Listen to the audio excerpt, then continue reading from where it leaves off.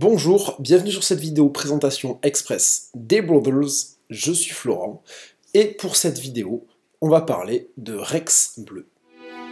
Sur Star Wars Unlimited, les présentations de Deck Express par Flo des Brothers.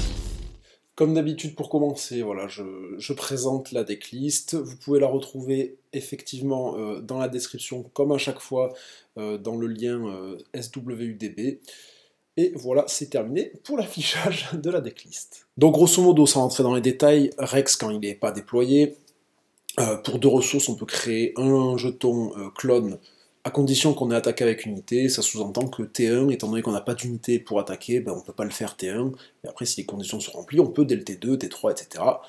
Voilà, pas plus que ça. Quand il se déploie, il crée un jeton soldat clone au moment de se déployer, et toutes les unités soldats ont plus 1 point de vie. Alors, les soldats clones, les tokens créés, sont justement soldats, ça tombe bien, et dans ce deck, on va avoir en 3 exemplaires plusieurs soldats, donc Capitaine Tifo, Infanterie 212e, qui eux sont plutôt sentinelles, Garde Coruscante qui a le mot-clé avec coordination, mais embuscade lorsque la coordination proc, Libérateur de la 501e pour pouvoir se soigner pour un peu de résilience, et Cody, qui va de pair avec Rex justement, pour booster un peu tous ces clones-là en nombre. Et ce qui est intéressant avec toutes ces unités, c'est qu'elles sont toutes soldats, donc elles vont être boostées par Rex. Donc voilà, ça fait quand même 3 x 5, 15 unités dans le deck qui sont soldats, en plus du soldat qui est créé par Rex automatiquement à son déploiement, mais du coup, en gardant cette logique, on a aussi Shakti, qui n'est pas soldat, mais qui en attaque peut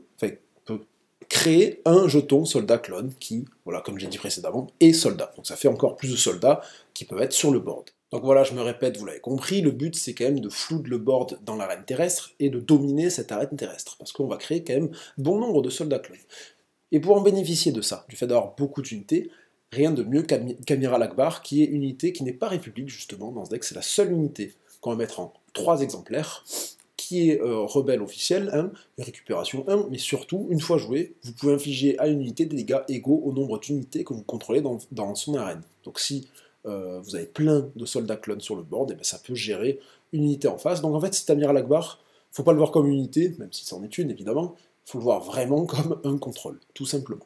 On a aussi l'officier tactique de la République, comme j'ai dit juste avant avec Ackbar, et ben lui il va booster une unité République. Donc la seule unité qui n'est pas République, c'est Ackbar qui est rebelle, et donc cet officier tactique de la République va pouvoir booster à plus 2 pour une attaque, n'importe quelle unité dans ce deck, et ça peut être bien de faire des petites attaques kamikazes avec les soldats clones, donc qui ont 2-2 nativement. Avec le plus 2 de l'officier tactique, on peut taper jusqu'à 4, et donc on peut éliminer des unités en face qui ont 4 points de vie, et ça c'est plutôt sympa. Et en restant donc dans cette ligne directrice qu'on est full République, hormis Ackbar évidemment, on a justement l'amélioration pour la République, qui coûte 2 de moins, alors que nativement elle coûte 3, si on a 3 unités République, que ce soit terrestre, spatial compris, tout compris. Donc quand on déploie Rex, qui est République, plus le clone qui déploie, on en a déjà 2, donc ça va, c'est assez facile à avoir comme condition, c'est pas trop compliqué.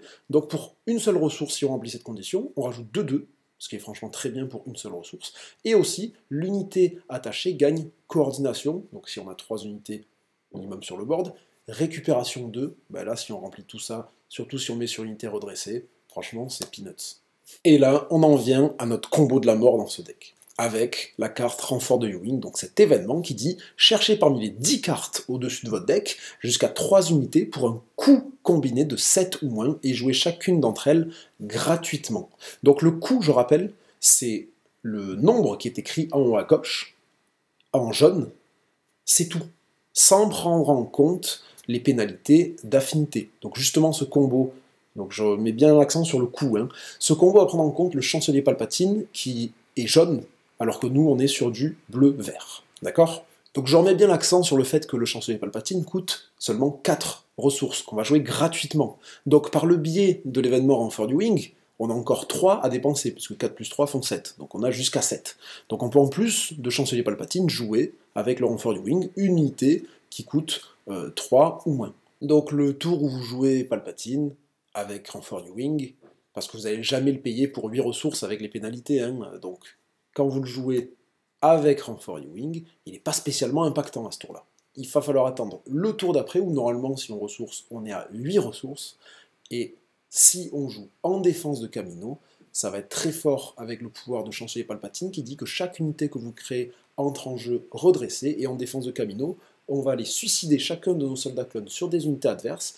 À chaque attaque, ils vont gagner récupération 2, et à chaque fois qu'ils vont être éliminés, puisque je dis attaque kamikaze, les soldats clones vont, une fois éliminés, créer un jeton de soldat clone qui arrive en jeu, redressé, et qui peut réitérer à l'action, jusqu'à ce qu'il n'y ait plus de suicide possible, jusqu'à ce qu'on ait soigné je ne sais pas combien de dégâts sur la base par le biais de récupération 2, et jusqu'à ce qu'on fasse voilà, un énorme move. Et des énormes moves, il y en a plein à faire. J'ai pas parlé par exemple de la base qui donne un point de vie en plus à notre leader.